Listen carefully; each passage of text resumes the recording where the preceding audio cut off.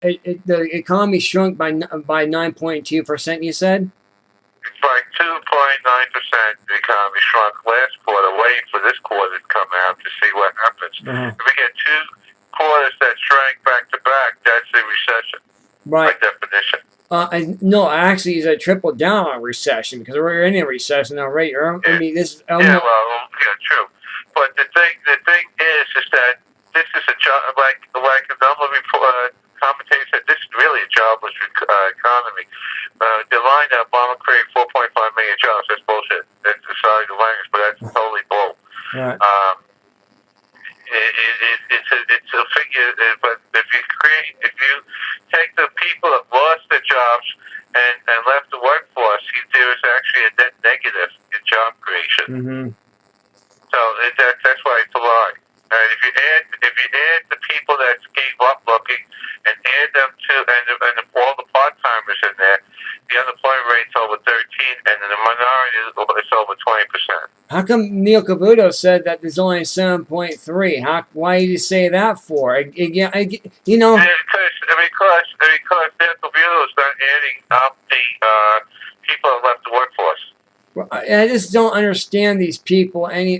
These news anchors from CNN. And don't forget, Neil Cavuto also yelled at Michelle Obama mentioning of impeachment and stuff like that. Right, and, she got cut off. Right, and the lawsuit, and now thanks to Charlie, who's a left-wing liberal constitutional specialist, professor. Said that there's grounds for impeachment and lawsuit based on the fact that he second-breathed Congress with Obamacare, using the 40 or 50 different type of rewrites that he has done around going before Congress, which is a direct violation of the Constitution, and that will get him down. Right. Well, even Charles Kim. So Turley said that there is standing for the lawsuit. Right, and remember that Charles Kramer spoke out today. I watched a little bit of the special report with Brett Baer. It was interesting to hear about Charles Kramer, what he said, because he got it correct. He said he's basically he's in his own little world with his own little agenda, and I don't think he understands entirely what's really going on. No, he don't care. He doesn't care about anything but him, Obama. He is a narcissist. He doesn't care. He thinks his thing don't stink. He doesn't care about anybody or anything. He'll go out. All he wants to do is go out and either have fun or go fundraise. And do other things and get detached himself from what's going on around the world, and pretending to do something good. And he's right now trying to buy time for 2 more years, and just escape everything and just get out of the White House, and take all the perks that come with it. That's similar to what Andrea Teoteros said, and she's right. And even James Carville agreed to that. That sounds like him, because there is no actual feelings towards anybody. He threw his own base under the bus all the time. The ones that got hit worst of everyone in the economy is the black community. The ones that's going to get destroyed because of the open borders and the possible amnesty by all these illegals is the black community, because all the jobs are going to go down.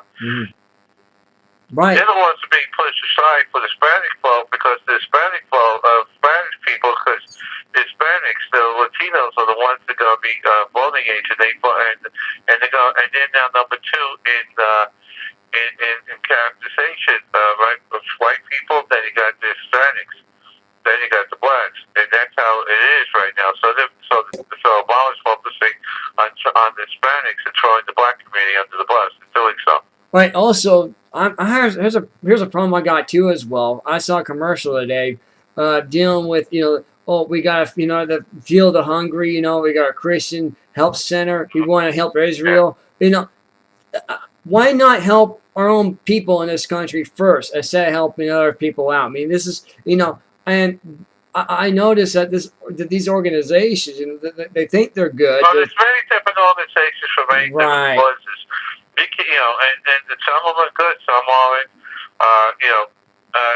No matter how bad it looks inside this country, it's a lot worse elsewhere. Mm-hmm. Even the poor in this country have more than than people in other countries. Right. So it's like doing apples and oranges. Right. So there are people out there that you see these kids, especially from overseas and stuff.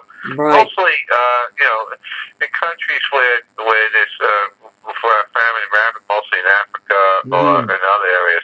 But you still see some in South America, stuff like that. But you know what? Most of the stuff that's coming out of Honduras and Guatemala stuff is exaggerated. There are gangs there, yes, and there are drugs there, and there are rapists there. But you know what? There are also in this country and elsewhere around the world. So you can't use that as excuse. And they're not refugees. They're not coming from a war zone. Right. Because there's no fighting in any of those countries.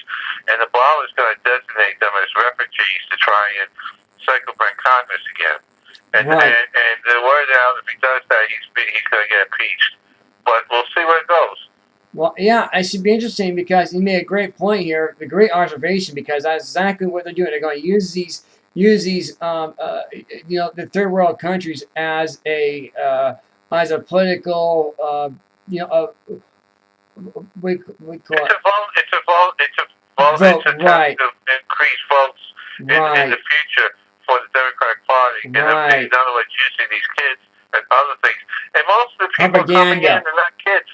The teenagers and higher, and older, and you can't have people like Nancy Pelosi said they got rights. No, they don't. They're not American citizens. Right. They should not get the same rights as American citizens or people that immigrated legally and went through the process. They should go back to the line and treat it as what they are, legal. Right. And go from there. There's diseases going into this country. TB is a TB outbreak going on. There's other things going on. Measles is back. No, this is wrong, and this has got to stop. And we got to secure the borders. We need people like Ted Cruz, Rick Perry, with his stance, and Trey Gowdy. Those are the people we need. Well, Trey Gowdy was slammed on MSNBC. Even like Tim Scott. All those people, and he tells them like it is, and they can't stop him, and he's good. And he's one of those. I had one lady today said that he should run for president. That could be, but I want him as speaker. I don't want. I agree with you. We got to get rid of Boehner. He needs Trey Gowdy to be a great speaker. Yeah, he'll be an excellent speaker, and what we need for president, we need. What we need is here. Ben Carson. Ben Carson, vice president, it has to be J.C. Watts. Those two are just great together. Go ahead, Joe Goldner. I like Ted Cruz, and my favorites are Ted Cruz and Ben Carson, or Ted Cruz and Alan West, and those in there. Right. But Ben Carson and J.C. Watts both have ministries. I think he'll be good to VP because he doesn't have experience to be president. That's the only reason. And we already went to one guy that has no experience. Right. All right, so that's it. Right. So it should be interesting, though. I mean, you just have to, But also, by the way, what I want to find out.